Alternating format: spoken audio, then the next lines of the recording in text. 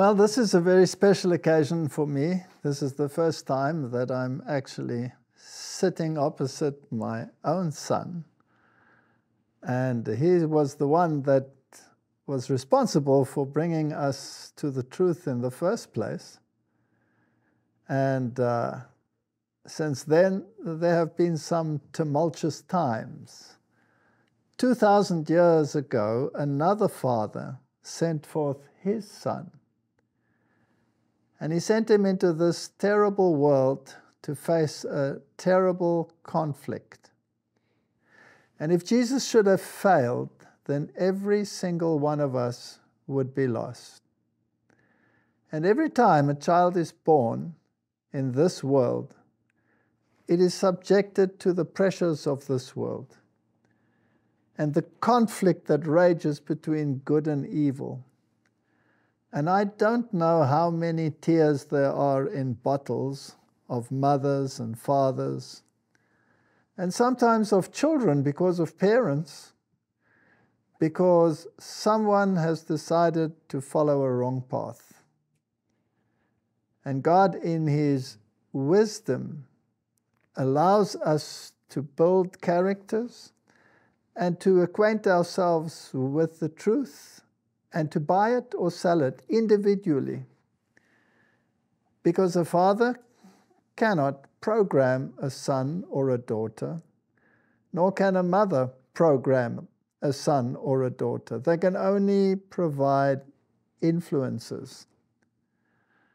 And the Bible gives a number of promises. Train up a child in the way that it should go, and when he is old, he shall not depart from it, is one of the promises. But it's very nice to sit opposite you, Robert. Likewise. I didn't, for a long time, think this was going to be a possibility. Now, you know, when you start a family in this life, and normally when you start a family, like in our case, we were very young. And when we had this occasion that our first son was born, your brother, it was an amazing experience, and it was very hard for us because we were very poor at that stage. And it totally changed our lives, because there's a text in the Bible that says a woman shall be saved through childbearing. That doesn't mean that every woman has to have a child in order to be saved. What it basically means is that a child changes a person's character. You have to give up that which you normally did, your selfish attributes. Yeah. And you have to concentrate on taking care of this little bundle. And then the second child was born, your sister, Tanya. And I was quite excited that she was born, because I always wanted to pamper a little girl. And it was always nice as a father to sit with the little girl on your... It's always a dream.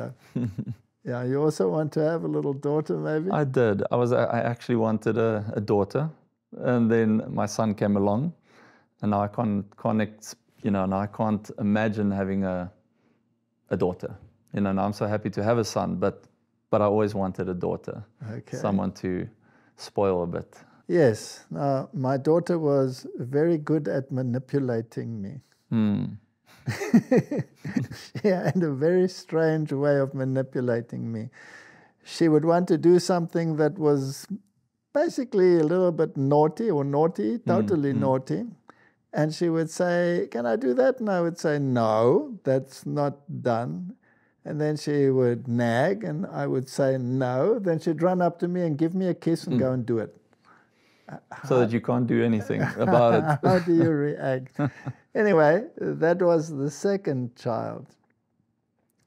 And then we went through quite a long period, because there are 4 years between each one of you, basically.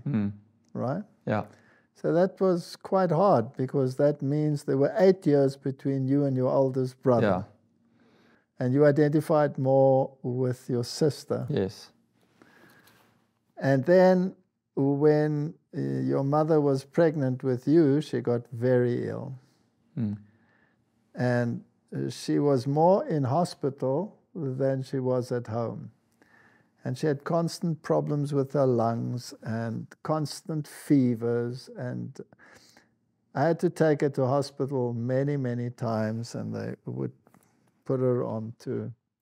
Even many years after I was born, I recall. Yes, many, many years. Your mother was often very sick. Your mother had a very, very hard pregnancy.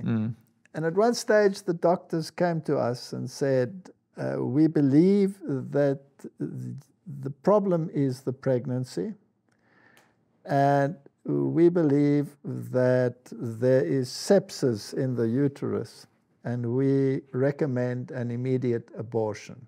And your mother was lying in a hospital that didn't have a scan. And they just basically developed sonar scans, but they were only in specialized clinics. And there was a specialized clinic in the town.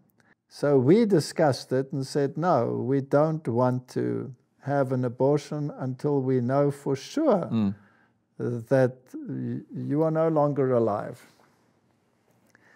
And so they said, well, you'll have to go to the clinic in town. But your mother was very sick and she had a very high fever. And I basically picked her up, carried her out of the hospital to my car, put her into the car, drove her to the clinic. And I looked at the clinic, and it was up a flight of stairs. And I thought to myself, this is not going to be easy. You know how people carry their brides across the threshold? I had to pick her up like this in my arms. And I walked up those stairs, and they did a scan. And there you were. You were about this size, and you were sucking your thumb. Do you even have thumbs then? Yes, you had. Wow. You were fully formed. You were just tiny. You were like Tom Thumb. Sure. And we looked at it, your mother and I, and there was no way we would allow an abortion. And so she struggled through that pregnancy, and eventually you were born. Why did they say or my mom needs to get an abortion? Because they thought the fetus was actually not alive.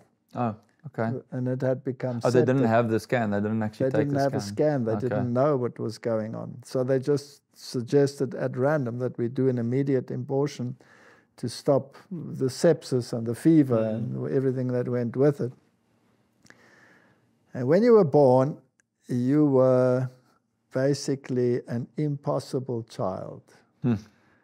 You would scream, and you were always in a very fetal position. And you were very, very special, because we didn't know how to really deal with this. Usually the third child is easier to deal with. Yes, but we had actually made up our minds that we had a pair, and a pair was fine. That was enough. So you somehow came upon the scene without any planning. But your existence in our lives now totally challenged everything that we stood for, and totally challenged our lives. And your mother became a 24-hour nurse to you. And then all the dramas around the occult events in our home. And eventually you had so many issues and so many attacks and so many fevers. And always at the exact same time, I would feel that I was being strangled in the middle of the night, 2 o'clock at night. And then you would scream like crazy. And then we'd pick you up, and you would go into these fever cramps, and then you would get a high temperature, and you would pass out. And we rushed to the hospital, and then you stayed there for a week or so, or longer. And every time it was touch and go. Where are you going to live? Where are you going to live? It was a very, very stressful situation. And eventually we sought help because we thought there was something supernatural happening in our house. And you weren't in the faith that you are in now at that time? No, I was an atheist. Yeah. I didn't believe anything. And so, well, the story is a long story, and I don't want to tell our conversion story. This is about you, and you knew nothing about that, right? No. Nothing. And so eventually what happened was we found the faith as a consequence of our search. And we became Seventh-day Adventists. The Bible says, here are they that keep the commandments of God and hold to the testimony of Jesus. And you are the one who basically grew up in that faith. The other children were older already. Yeah. Right? Martin was 12. Tanya was 8. When I was 3 or 3 or 4. Years. Martin was 12. Tanya was 8. You were just over 3. And you are the one who grew up with the Adventist lifestyle. The others had to change their lifestyles. And it was hard for them to change everything. Everything changed. Yeah. And the whole world view, sport, all of those issues that had to change. And then from Sunday to Sabbath. And food. It was very hard. All of that, because they were entrenched in the meat diet, I guess, at that point. Yes, you grew up a total vegetarian. Yeah. Why are you the tallest of them all now? Probably that. That's probably the reason. Probably the reason, right? In any case, so there you were. You grew up an Adventist child, and you grew up in our home. And I was constantly engaged in work and evangelism. And how did that affect you, that I was away so much? And well, firstly, go back to what you said before. Thank you for not giving up. Not giving up on me and taking my mom up the stairs and doing the scan, because now I'm here. But why, how did it affect me that you were away on what was it? Campaigns overseas, yeah. Well, it only started affecting me, I guess, later on. You know, you went on your trips, I guess, when I was around 7, 8 years old. Hey? Yes. That's when it started, 7, 8, 9. Look, I was very close with my mom, and I was very close with you as well, but you were mostly away. So I guess it affected me somewhat. You know, I probably needed a bit more time with my dad, you know, and you were preoccupied with more than just travels, you know. You were still working, I think, at the time for Stellenbosch. So you naturally didn't have enough, you know, a lot of time to spend with me. So, it affected me. I don't know how it affected me. I can't really recall, but I guess I gravitated towards my mom more because you were less around. Now, when we were together, we often had many people over, and we had lots of Bible studies in our house with young people. Yes, I recall. There were always young people in our house doing Bible studies. And you basically grew up with the faith. And you were actually quite a strong little believer when you were young. Yeah. And then what happened? Well, I would probably attribute it to friends. Yeah, I think there was a lot of peer pressure from a young age, you know. But you were in a church school. I was in a church school, but... Now, what is that but? Well, just looking at other members in our family and how they were also treated in those said schools, or in that said school, the influences weren't really good. Your friends, were they largely from the faith, or were they largely not from the faith? Back then, well, there were friends, some of my good friends, not in the faith, but mostly my friends were in the faith. And they were in the church. And did they radiate towards the good side, or did they radiate towards the naughty side? The naughty side, I would say. I know you tried to teach me values, and I know when I was, how old was I? 12 or 13, I started listening to rock music.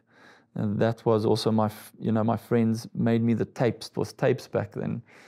And you weren't very happy about that because it obviously, it affects the mind. And I wasn't happy when you threw my tapes away, I must say. I threw your tapes away. No, I wasn't happy. Now, I remember that your older brother also went into music, and he started playing the guitar. Yeah.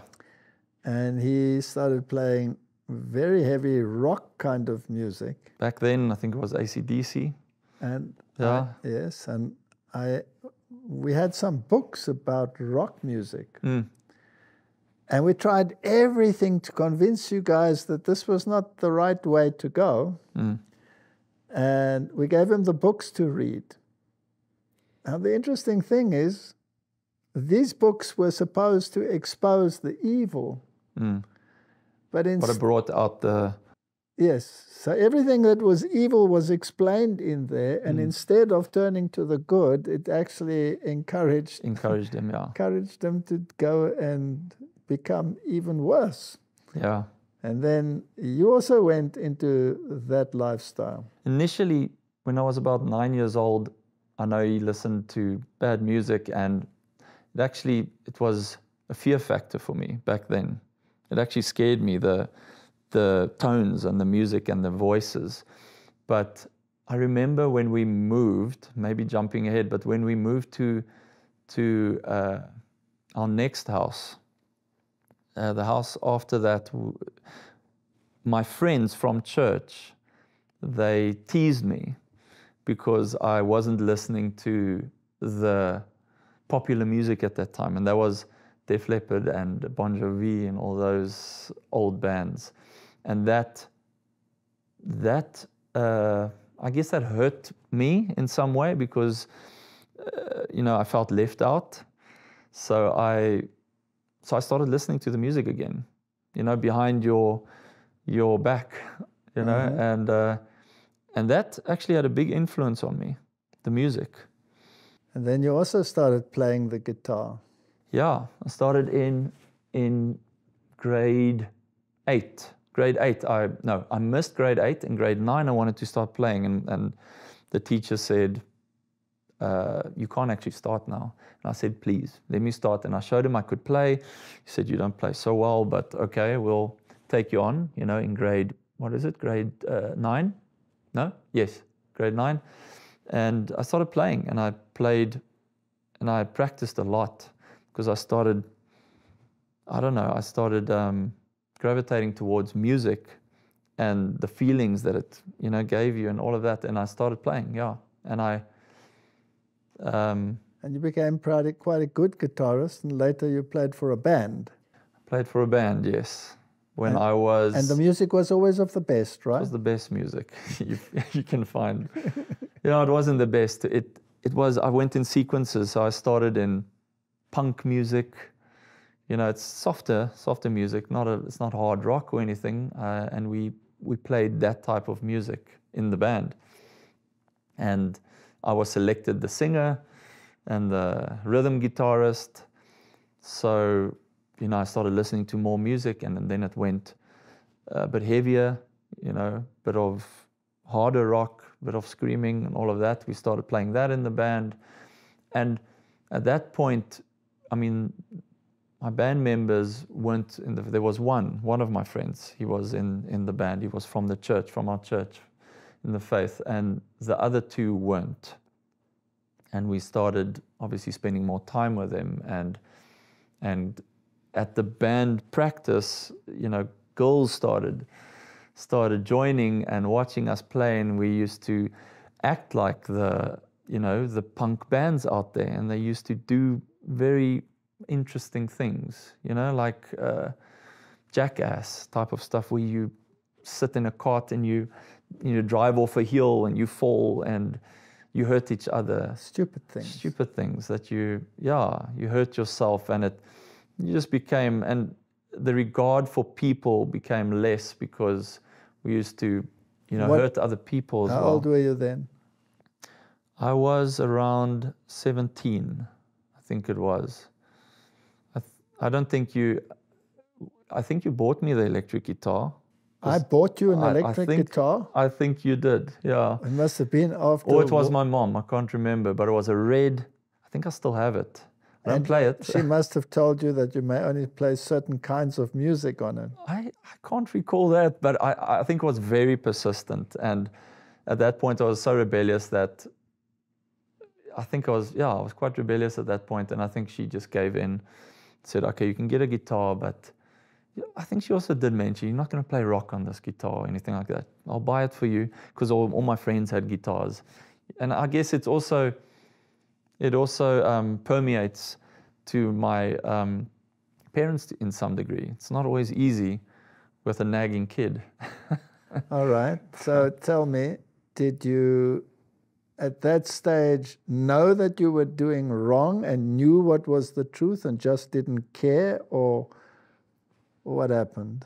Sure. So rebellion really kicked in at that age. So I mean, my upbringing was pretty strict, I would say. You know, it's pretty strict. You know, there were high values, and you know, we kept the Sabbath. And although you explained all of that to me, I don't know if I actually grasped it, you know, by the roots. Don't know if I actually did. So that caused rebellion, because I actually wanted to experience life.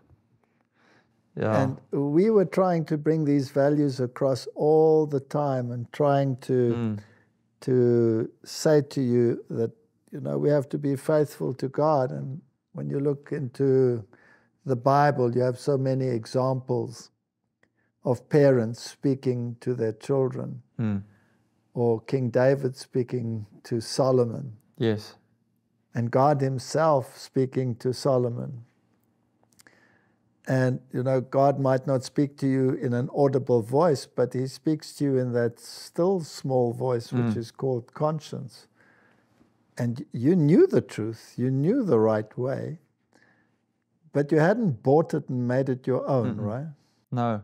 I was spiraling at that point. I think I was too curious, because I came out of that type of environment, you know, isolated environment. You wanted to investigate for yourself? Yeah, and I wasn't even at the tip of the foot of the mountain yet in terms of experiencing what is out there, because I haven't. I mean, yeah, even my friends. Well, this is now I made a lot of worldly friends at that point, and they at 16 they were allowed to drink at home, you know, under supervision. So I occasionally went and, you know, maybe had one or two, or, you know, just experienced it with them. So I started feeling that the way I was treated at home was perhaps too harsh. Too strict. Too strict, yeah. I remember that we, of course, were the very first ones almost that were totally vegan, vegetarian. And I realized that put a lot of peer pressure on all of you. That was, and the friends and the neighbors, they were in the church, but they were all eating the way the rest of the world eats in terms of meat consumption. Correct.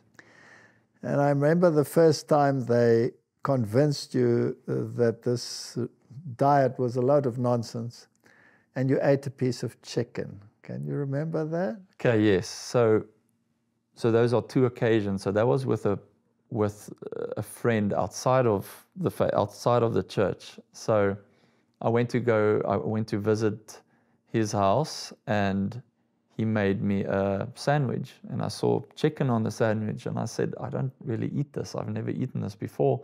He said, try it, it's great. And I was 16, I think I was in school still. And I ate a piece. Well, I ate the whole sandwich, and it tasted interesting.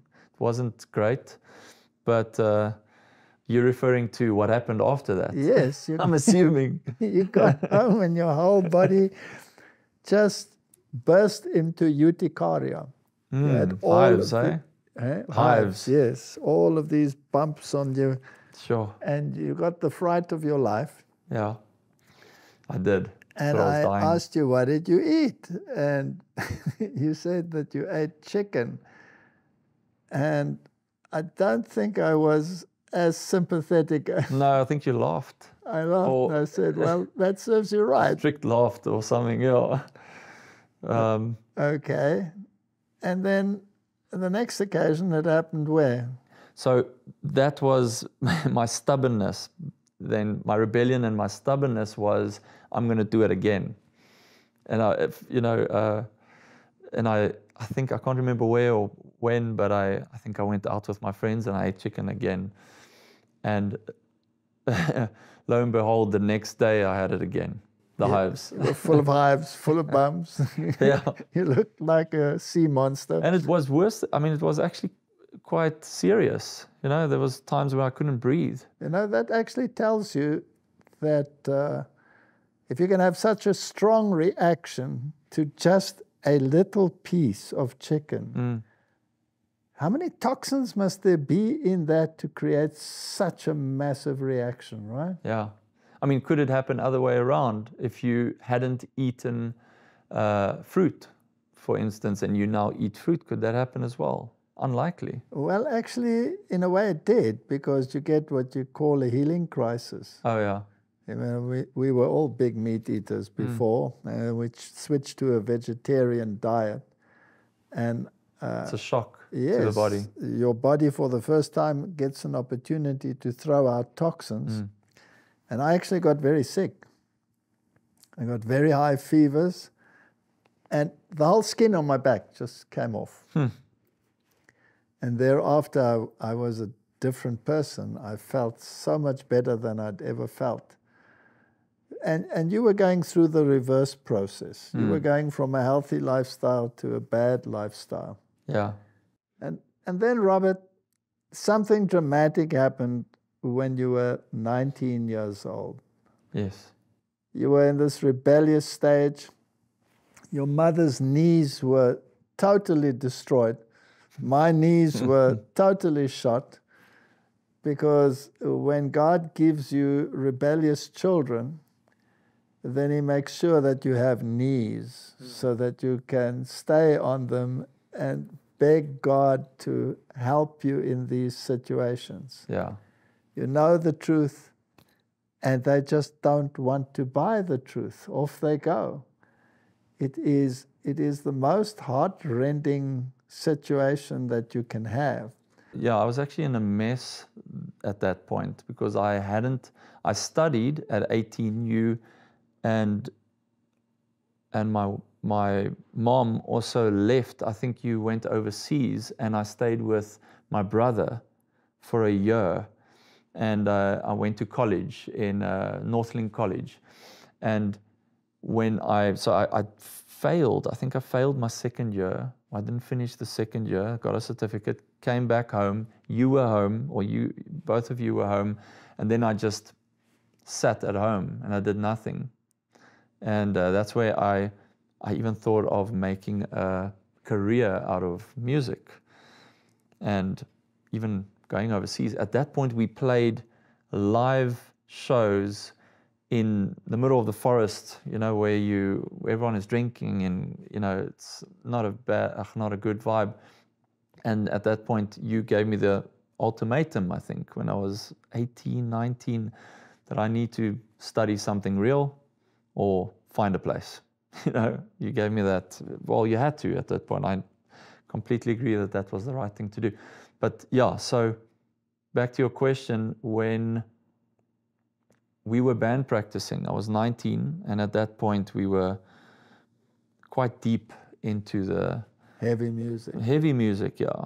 I was at that point, screaming, and we had, I was the lead singer, and we had a bit of popularity, I guess, a little bit. Anyway, so it was that one evening we were band practicing, I think, for a show, and a lot of people were watching, and I was performing, obviously, going overboard, and I was jumping up and down, and I was screaming, and my voice was, sore from all the screaming, and something must have happened inside, in my heart, and I just felt really something wasn't right, and I was tired, and I was looking at everyone, and everything was sort of dimmed, and I said to them, guys, let's go home. And I was the driver for all of them, the four of us. I took them all home. With this, I could feel my heart. So at that point, at the band practice still, I felt my heart going out of beat, out of sync. And I mentioned it to my friends that I felt exhausted and fatigued. And our lead guitarist said that it happens to him all the time. It's nothing to be worried about. So I said, that's fine, but I still felt... I said, guys, let's go, because something isn't right. And they said, okay, well, let's go. And I took them home. I remember I probably drove about 15, 20 kilometers. And then I got home. And I was in a bit of a state. And I remember seeing you, and my mom was, I think, in the room. And both of you came because I said, something isn't right. And I think you said, go take a shower, or my mom said, go take a shower. All right, I'll tell you what happened, because you probably can't remember I can't remember everything. all the details. What happened was you came home and you said you're not feeling well, and you were panicky about it. And you had an arrhythmia. And I said to you, take a shower, you'll feel better. And then you took a shower and you went to bed. We put you in bed. And we watched over you, and then you said, you have a pain. And the pain was down your left arm. Yeah.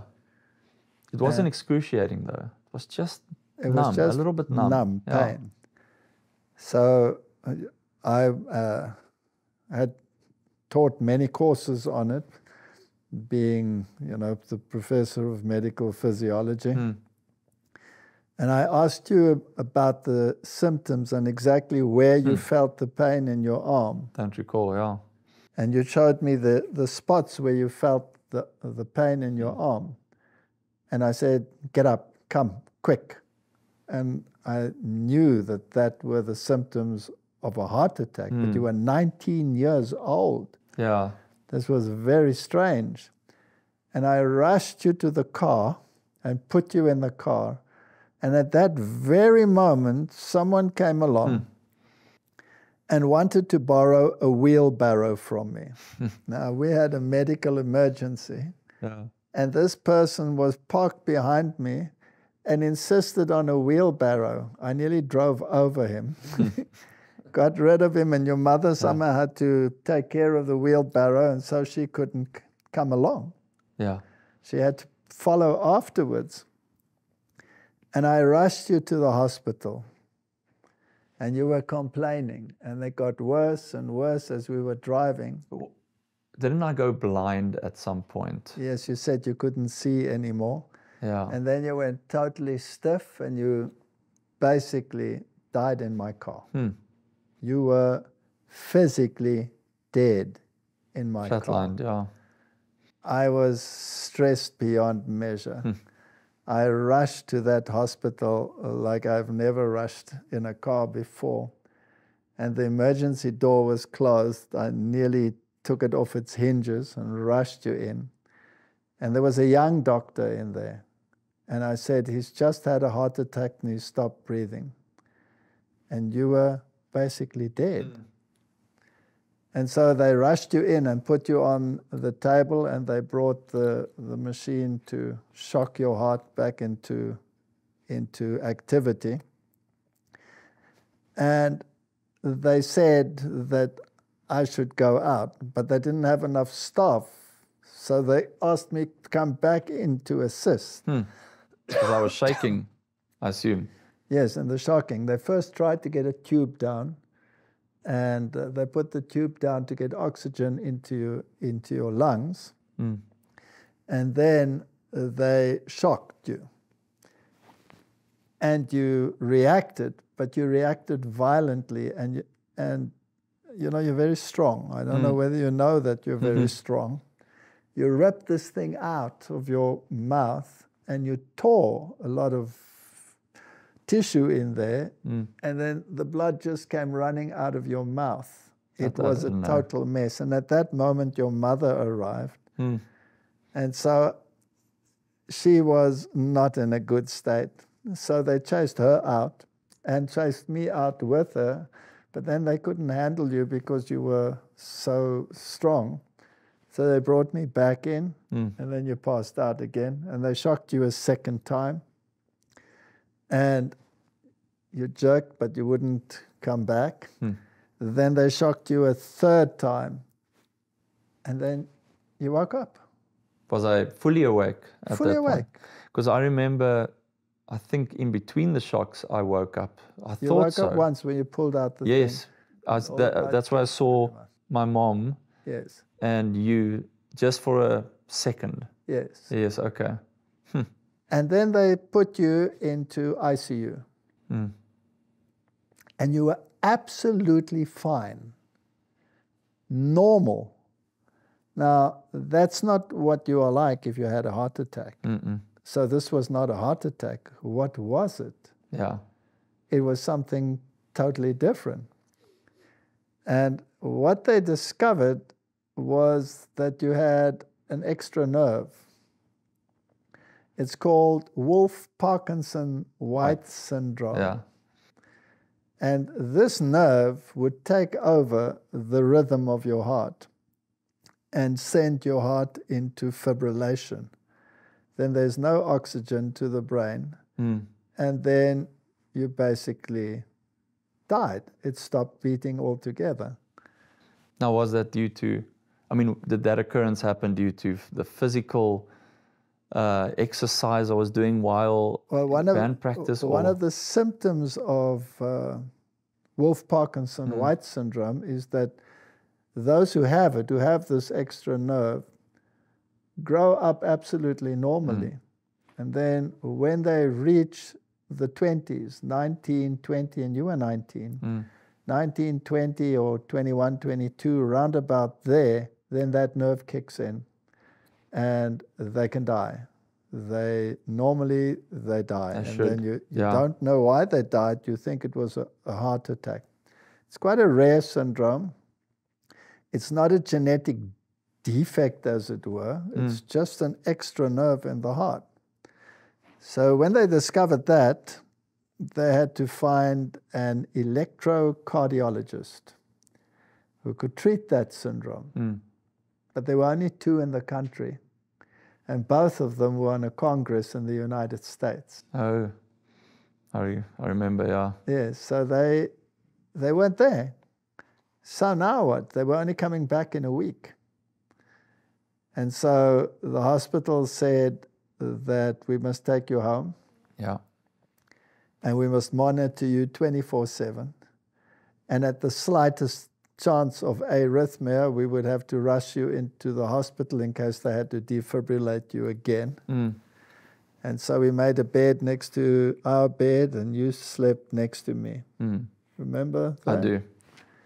And every 5 minutes in the night, I would look, and it reminded me when you were a baby. And, you know, in circumstances like that, you pray like crazy. And you were not in a good place. You were doing everything that was wrong.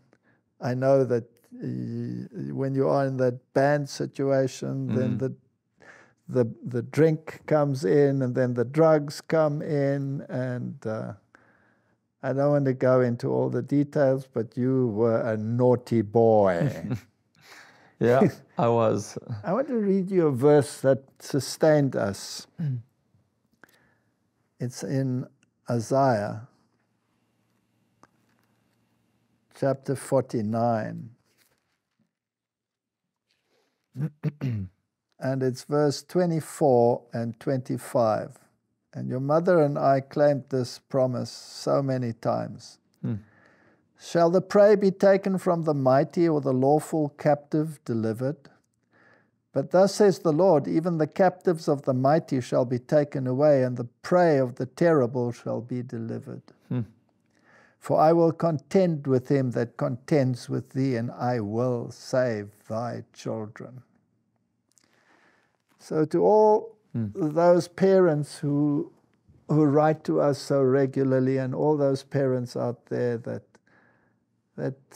are desperate and want to give up when their children go astray, God has ways and means to bring them back. Now, this was a very bad occasion. I mean, you can't imagine much worse happening. Yeah. And then for that 1 week, we watched you 24/7. And finally, that specialist arrived from overseas, and that appointment was made at the heart clinic, and you went in for that operation. It's an 8-hour operation. It was a very tricky operation. It's a very tricky operation. They go in through the groin. Yeah, the vena cava and the aorta. Yes, they go up into the heart. Then they have to go through the heart chamber to the other heart chamber. And then they have to go down, and they have to find that nerve in the ventricle or wherever it is. And they found that nerve. Then they put a probe all through those veins. They put it into that nerve, and they test the nerve. In other words, they stimulate the nerve to see what it does. And it created a heartbeat of somewhere around 300 beats per minute. That's fibrillation. That's where I was, hey? That's where you were. Yeah. So in other words, the heart is beating so fast that the blood cannot pump through the arteries. So you get no blood to the brain, and you get no blood to the rest of your body. So is it not a miracle that didn't damage my heart? You could have had a serious damage. Or brain damage after 5 And you could have had brain damage. I don't know if I have brain damage, but I doubt it. Well, you're still here and you're talking. And you did go back to study, and you did get a degree in electrical engineering, and you did get a degree in commerce, BCom. Correct. So your brain seems to be okay. I don't know about the rest. It's fine. But in any case, they stimulated that nerve, and then they take a laser beam and they destroy that nerve. Yeah. And then your normal pathways take over, and then you're back to normal. So basically after that, they must have, when they burn that nerve, it puts some pressure on the heart. Yeah. And it takes time to recover, but otherwise you're perfectly normal after that. With the life that I lived after that, which wasn't a good life, there was a lot of anxiety, you know. I think the heart obviously took some strain because I didn't live the best life, and a lot of times it felt like the heart was acting up again. And I believe God. You only ate properly if you visited us. Yeah, I would say so. Otherwise you ate what? Lived on braais and... So barbecues. Barbecues, yeah. And so you totally left the lifestyle behind you. I did. I even went to the doctor after my surgery. Right after my surgery, I was still in the hospital, and I asked him if smoking affects what I have. And he said, "You shouldn't smoke." And I said to him, "It's not what I asked. I asked, would smoking affect what I had?" And he looked at me, and he knew what I was referring to, and he said, "No, it won't." I said, "Thank you." And I went outside and I had a cigarette at the hospital. at the hospital. He was stubborn. Can't believe it, yeah. Did it make you think? A year and a half later, it did. Not at that point. I was beyond. I can't recall. I must have contemplated over what the occurrence, but not, after what I told you now about the doctor and the cigarette, I doubt it because I didn't care. You didn't care? I just wanted to go back to what I enjoyed doing at that point. You had so many conversations with us, but particularly with your mother. You were very close to your mother. And your mother kept talking to you about music and about health, and you just kept on rebelling. But the one thing I did was I was always very honest with her. So whatever I did, and I didn't do very good things, but I always used to sit there and tell her everything that I did the previous evening, everything. And how did she react? She was quite gentle. She approached it quite nicely, and she would ask questions. Why? Why would you do that? This hurts your body, this and that. And I listened. I remember that was around, 1920s. Probably one of my worst times was between 19 and 23, 24. So that's the area. But yeah, she was very, forgiving and very helpful. She wanted to help, but she wasn't forceful. She wasn't. She reprimanded in a nice way. Yeah. And I wasn't quite so kind, or no, I wouldn't tell you what I did the previous evening, or you wouldn't tell me. No, okay. It wasn't. Yeah, I mean, you had a way of. She would give me a filtered version. Yeah. Oh, is that so? Yes. Okay. She would give me the filtered version because she wanted to protect you, and but both ways. Protect me from heavy reprimand, but also from what I did. Yes, and so she gave me enough that I would be forced back onto my knees. But not enough for me to get all hyped up about it. But how was that difficult for you at that point, at that age, where you can't forcibly, remove certain things in my life or prohibit me from doing things? What I realized is you can know the truth. You can live the truth. You can be concerned for others, but there's a particular bond with your own family, and it's a terrible dichotomy going on in your head. If your own children know the truth but refuse to live it, and life is so unpredictable. You were nearly dead. In fact, you died in my car. And I didn't see any lights. I didn't see anything out of the ordinary during that time. No, you just didn't on know record. anything. And you never went to heaven, and you never went to hell, because that's a lot of nonsense. I really did not. You knew nothing. You woke up and you were absolutely, what am I doing here? Yeah. No idea. And you wanted to get up and walk out. And they said, no, you just had a heart attack. But it wasn't a heart attack. You know what? The Bible is full of stories like that. And David and Solomon is such a beautiful example in the Bible.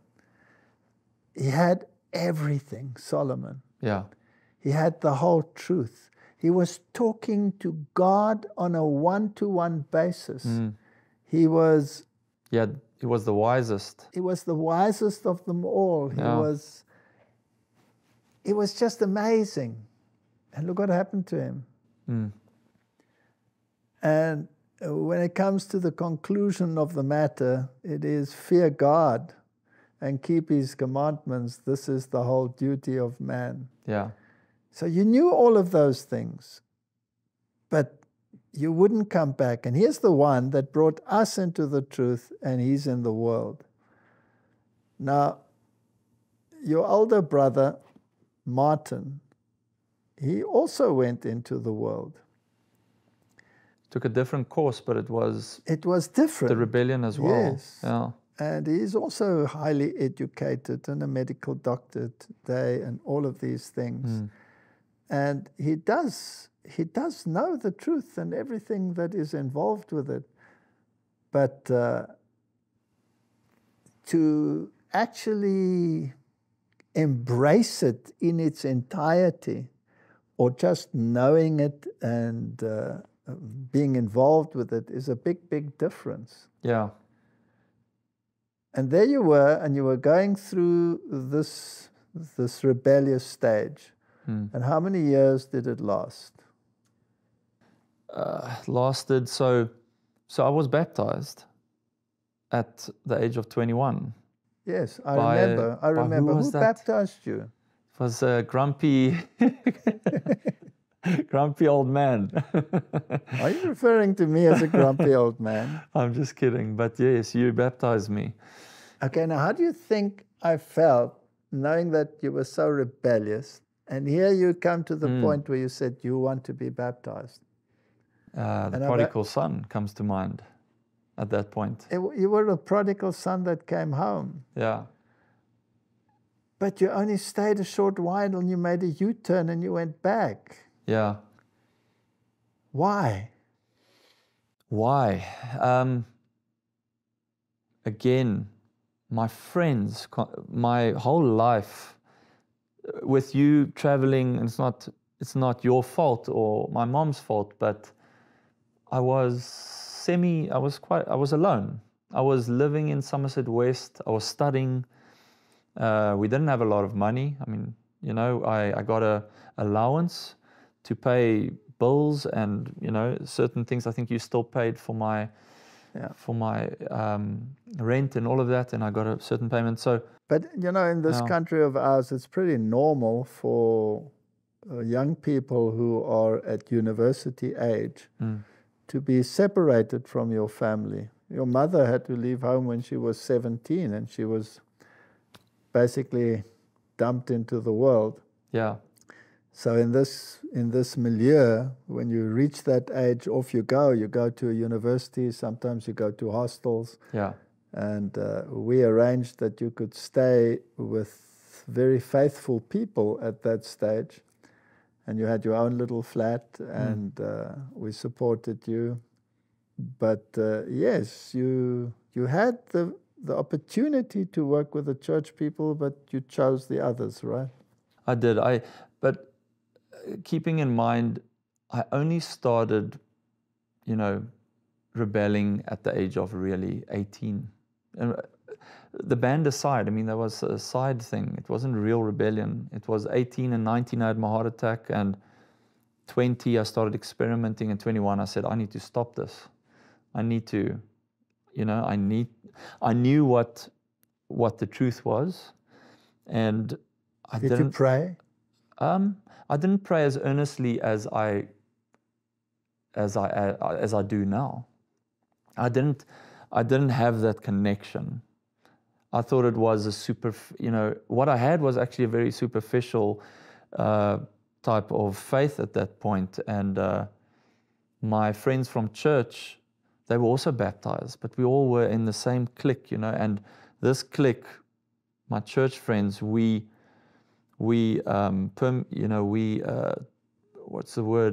diffused into the world, and we had a lot of friends in the world, and that peer pressure caused all of us to stand together and to move together.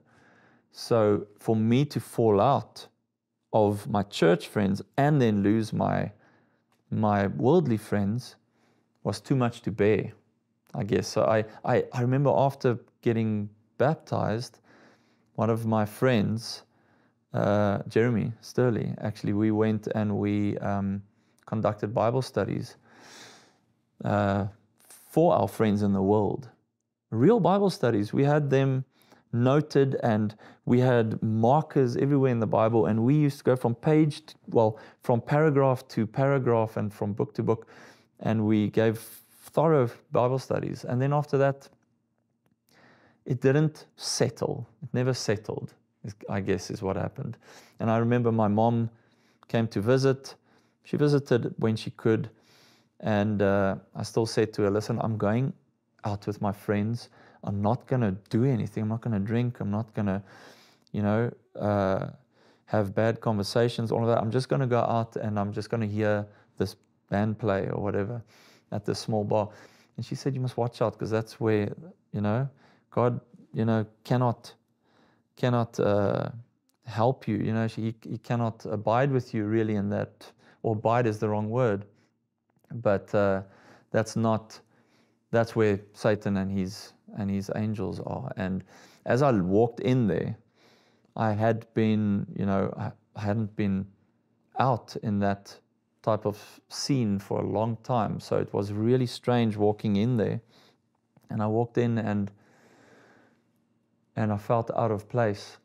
And I didn't do anything that night, of course. But when I walked out, something strange happened. I don't know, it was maybe just a coincidence, but my car alarm went off and nothing I did could put it off. Nothing. It took me about an hour and a half, and all of a sudden it went off. I could get into my car, and I was a bit bewildered, and I drove home and I told my mom about it, and she said, well, that does sound strange, and I said it was weird being there. I could feel the presence of, evil.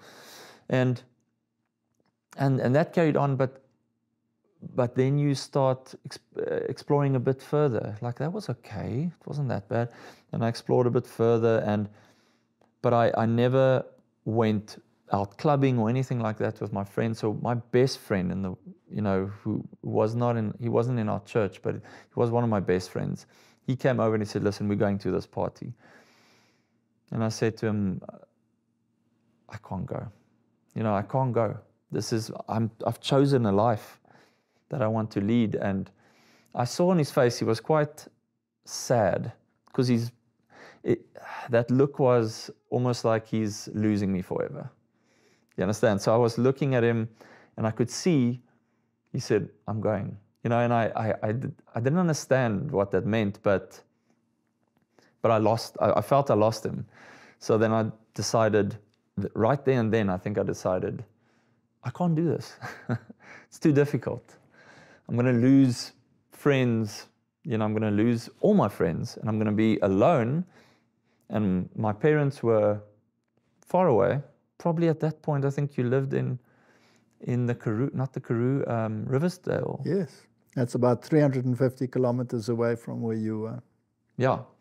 So I still had my church friends, but they were also exploring, in the world. So it was just too hard, to do it on my own. So and I didn't have the faith to sustain me at that point. And so you went back into the world. Yeah. Worse than ever. Worse than ever. That was the worst. Between 21 and 32.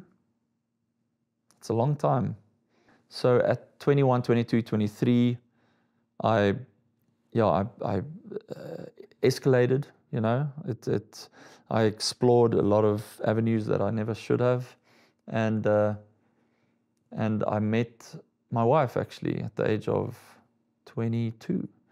But at that point, we were in the same type of scene. We enjoyed going out, and that scene became so regular. It was weekly, sometimes twice a week. We go out and party, if you want to call it that, and it became harder. And then, not being invested with someone in the church, or with, I'm not saying she does not have values. She had a lot of values, but it's different to what I knew or how I was raised. So we walked that path, and I loved it, a lot, and I still do, but we walked that path, and then at the age of 30, it was myself and my wife and her sister. We drove to a party. We were living in Stellenbosch back then, and it was now 9 years ago. We went to a party, and we had a few drinks, nothing special, but we drove back, and it was raining, and my sister-in-law, she was driving, and she just moved. she just went off the road because it was raining and it was difficult to see, and she pulled it back, and the whole car wobbled, and she couldn't secure the steering wheel, and she was making her way towards a wall. There was a wall on the side of the road, but it was quite a high piece of curb, and I pulled it back so that we won't hit it at 110 kilometers per hour. So we rolled the car, and that was intense. I still remember falling. It rolled on my side first, and we rolled more than 5-6 times, and we hit the barrier, and we rolled on top of the barrier, and it was on the roof, and they were unscathed. They nothing happened to them. They maybe a few marks here and there, but they got out of the car. They crawled out, and I was stuck inside. And at that point, Didn't your foot go right through the windscreen? Yes. Somehow, my foot went out the windscreen, and it got stuck. So I couldn't get out. It got stuck. The whole weight of the car was on my foot. So, yeah, I didn't pray or any of that. I wasn't in that mindset at all. That whole decade was a disaster, I guess, if you look at it from that point. But I got out. I had a few bruises, and I had torn ligaments, and I didn't break anything. But the point is that at that point, I was so deep entrenched, and I lost my job. I wasn't fired, but I was retrenched from Mixit, the social media platform, and I was depressed. And I spoke to you a lot, and to my mom a lot, to my parents, and at that point again, I decided maybe, this is too tough. I need to get back to God. And so that's my second time when I decided. And I started reading, and I started watching videos, and I got teased a lot. And I just shaked it off, but I got teased a lot, and even by family, not direct blood family, but yeah. And then again, it was just too much pressure. We had so many friends, 40, 50 friends, where we, and I had at that point, almost a wife as well. I'm still dating her, obviously. And I struggled. And it was more like an exploration, but I kept it at arm's length, the faith. And because I didn't jump in, because I didn't go all the way, Satan pulled me away again. And then you got married? Then I got married at 32, yes. And then your son was born? He was born at 35, when I was 35. I think that's exactly the same age you were when I was born. You're right. So you were 35 years old. Yeah. You were living in the world. You were doing all of this music in bands and all of these things, living a wrong lifestyle, and then your son was born. Was he a very easy son? He was a different kettle of fish. He was very difficult to I didn't understand how to manage him or how to help him almost, because he was, my wife was highly depressed because he was very colic, 5 months of screaming 8 hours a day, if not longer. And we took turns. Well, not really. We actually we slept at the bottom on the couches, and him in the middle, and we had to wake up every hour. And at one point, it's almost similar to what happened to me, I guess, but he just went berserk, and I couldn't get him to stop screaming, and he was turning blue almost, and I jumped in the car, just rushed him to hospital, and they calmed him down. And I thought, I don't want to live this type of life almost. I didn't treat him like a dad should be treating him. I still remember, he frustrated me so. I didn't know, I had no connection with him either. And I can't speak for my wife, but both of us struggled with that connection. So at that point, I remember prior to that, you still, or I think my mom still gave me Patriarchs and Prophets, a Spirit of Prophecy book, and I read it every night. I read it, but I had no understanding. I read it, but I read about the temple and the gold, and I had understand none of the symbolic gestures. I had no idea. And just to jump ahead quick, but after conversion, it all opened up. But what created the conversion? Yes, the conversion was I had nowhere else to go. It's either I go to God, or it's either I run away from my family, so to speak, or I find a solution. So the solution was, let's see what God has to say. Whether God can help you out of your God dilemma. can help me out of this, because at that point I had a decent job. I'm still in with the same company, but that was also completely deteriorating. My work, I couldn't sleep, and because I've lived this life, I was heavily impatient. I couldn't deal with this kid. I just wanted to get him out of the way, and I didn't want to actually feel like that. I wanted to help him. So I thought, maybe from everything that I've learned over the years, from you and from my mom and from the church, I guess, and from just being embedded growing up, I decided somehow this has to work. So I went on my knees and I said, okay, I'll give you my life if you help me. Yeah. And maybe a few days after that, it felt like a burden was lifted.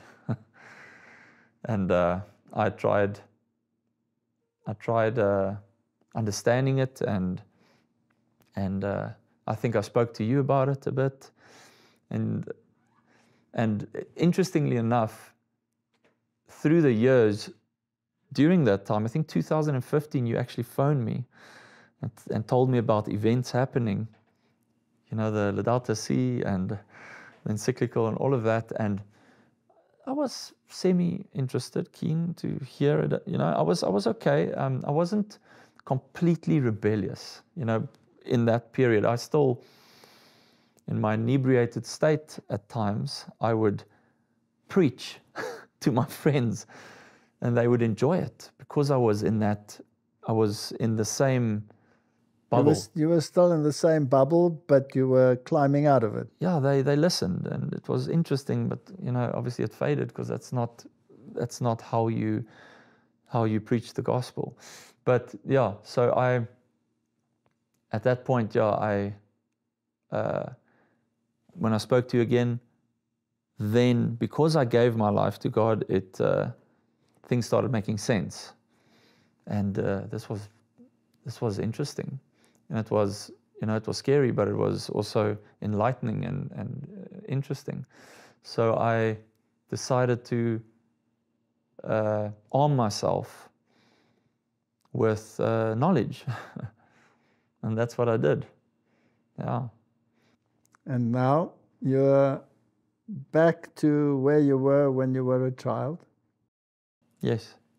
You're eating like you ate, like you did before. Was it because we forced you, or because you discovered that this was the best way? Yeah, unfortunately, it's always, difficult to say this, but nothing, and you tried, and you said the right things, but nothing you said actually, got me into this life. It's something that only the Holy Spirit can do for me. So the only thing that converted you was not pressure from anybody. No. But a longing to find peace that you thought that you would only find with God. Mm. And then you discovered all the things that you basically knew but rejected. Yeah. But it exploded. It exploded and you accepted it all. Yeah, accepted it all, yeah. And was it easy on your family, or did it make matters easier or make it worse? It made, well, I had an inner peace. So that's what kept me going. There were times when I said to myself and to God, I'm going to run again. You know, like I did in the past with the peer pressure. This was tough. I mean, my wife is a Christian, and she's a loving mother and wife, but my faith is different to all the others.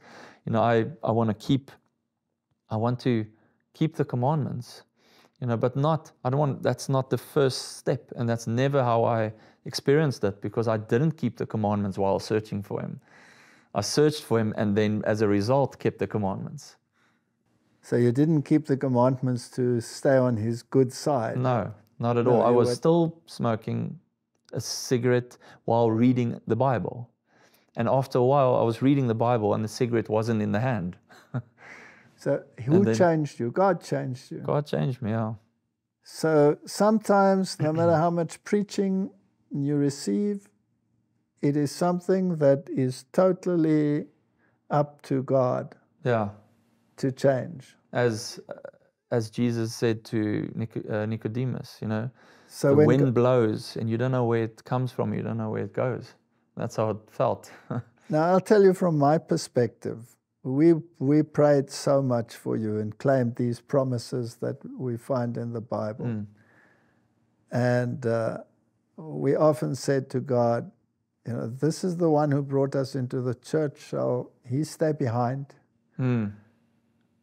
I don't want to go to heaven with any of my children not being there. Mm. You're all absolutely the same to me in terms of that. But there was this special relationship because of all that we went through with you. Mm. And was this one going to stay behind? It was very, very hard. Yeah. But we kept on praying. And I want to encourage people, don't give up. Don't ever give up. No matter how rebellious your child is, no matter what happens, just never, ever give up. Just keep on praying. And there was no direct influence on me. And if it's like father, like son today, because you believe exactly like I believe, I am so astounded that you should believe exactly like we believe. Not because of any indoctrination, because you refuse to accept it anyway. Yeah. But because God led you to it. Then you started reading the Bible and you started reading the spirit of prophecy, and it became food for you, right? Mm. I had to experience it for myself and argue certain points. And I remember you and I had points that we argued at times. And did Solomon go astray? He did. He went astray, right? Yeah. Did he come back? Yes. Yes, he came back. Yeah. In the nick of time. Yeah. Now, I believe that we are living very close to the end of all things. Mm. And I believe God wants to reach out to humanity with a mighty message and call them back. There isn't much time left. No. And this Sabbath, you gave many Bible studies and you gave many Sabbath school studies. But this will be the first time in your entire life that you'll actually be preaching a sermon. Is that right? That's correct. How do you feel about that? Initially, when I was asked to preach, I was very nervous because it's just another milestone. You know, Bible study is not exactly, it's the same type of thing, but a sermon is something, you know, that I've always aspired to, but I never thought that I would ever get there. And so it's a big honor to do that for God, you know, to you know, preach a message that is very important for this end time. Now, this little boy of yours, how old is he now? He's almost, well, he's 4. He's turning He's 4. 5 He's going in to April. turn 5, right? Mm, And he was a very complex little boy. very. Still. And now you have this absolute close relationship with him. Very, yeah. And do you often think about it that this little boy brought you back to the faith? I do. Every day, yeah. And how would you feel if you saw him go astray? Oh, it would be calamity. It would be a calamity, Yes. right? And how would you feel if you know that there's nothing you can do to prevent it except nurture him with the truth and hope that he retains it? That's very, that's very, very difficult. Now, how do you think God feels? I mean, look at this I'm guessing picture. that's how you felt as well, or feel. That's what I'm trying to get across. Yeah. Now, here is this famous picture in a modern form of how God feels. Imagine that everybody down here is a child of God. Mm. And most of the world has gone astray and is living the way you lived. Yeah. Imagine how he feels. Can't imagine it, because his love is Way unimaginable. higher than our love. How would you feel if something happened to your little boy now? I mean, I watch you and I watch how close you are to him, and I thank God for that child. You had the heart issue. You rolled that car. You could have been dead. You had other serious operations. I remember that operation on your jaw. That was a horrendous operation. I was back at your bedside. Back at my bedside, watching over you. And somehow you were the one that brought us into the church, and somehow God in his mercy got you back. Mm. And of course, I pray that you will stay back. I can't even imagine going back to that life. You don't want to. And you came out of the city. Yeah. Located back to the country. Or to the country, not even back. Yes, to the country. And you left that entire life behind. Yeah, that was a step of faith, which I'm happy to God for. And it's your intention to not only give your life to God as you have done, but it is your intention to go and preach for God, isn't it? And that's been hard, because I'm not good. I haven't been good, or that's what I thought, in front of crowds and all of that type of stuff. So I decided when I gave my testimony 2 years ago that I'm just going to say yes. And it was a struggle. And the first time I had to do a Bible study, it was one day in the Bible study. I said, just do one day. Oh, I couldn't even imagine doing one day. So I did one day. And then I did 2 days. And then then I gave a full Bible study, and I couldn't believe it.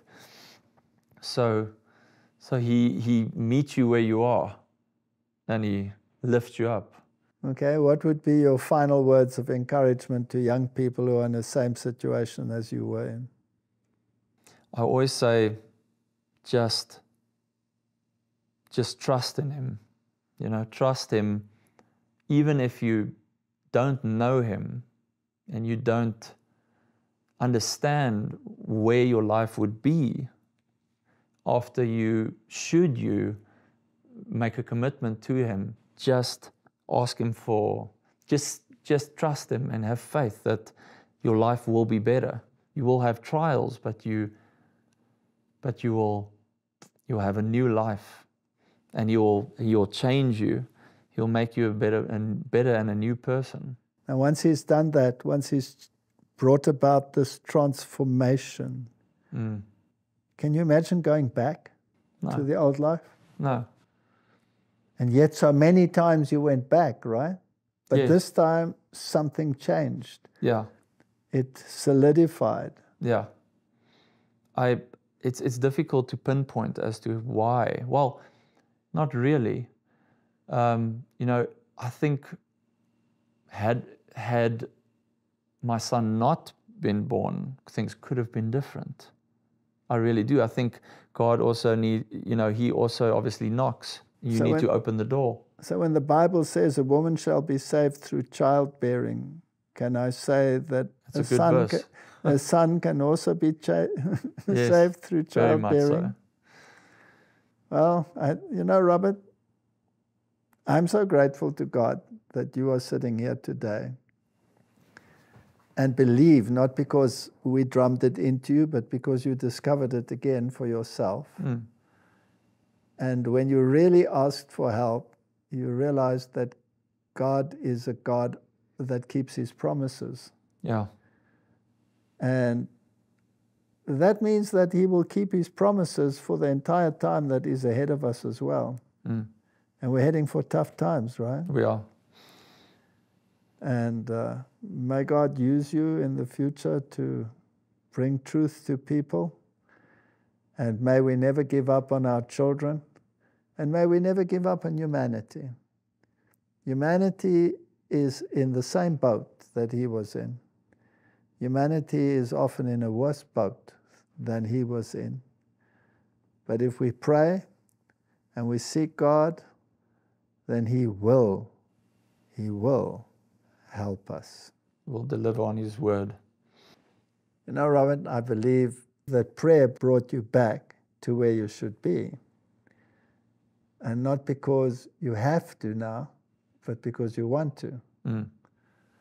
And I'm grateful for all those prayers, because I know intercessory prayers are vital. You know, it's powerful. Yes. So I would want to pray for you, for us, and for all parents and all children out there that are struggling with similar issues. Let's pray. Heavenly Father, you have told us that the road to heaven is a rocky road. It's not a broad highway. And it says, seek and you shall find. But it also says that few find it. And the reason why few find it is because they do not seek. And so often it is necessary for you to create circumstances in our lives so that we will seek. And if a heart issue doesn't work and a rolling car doesn't work and none of these things work, then sometimes you create situations that make us so desperate that we cry out to you. May many people in the desperate times that we live in cry out to you now.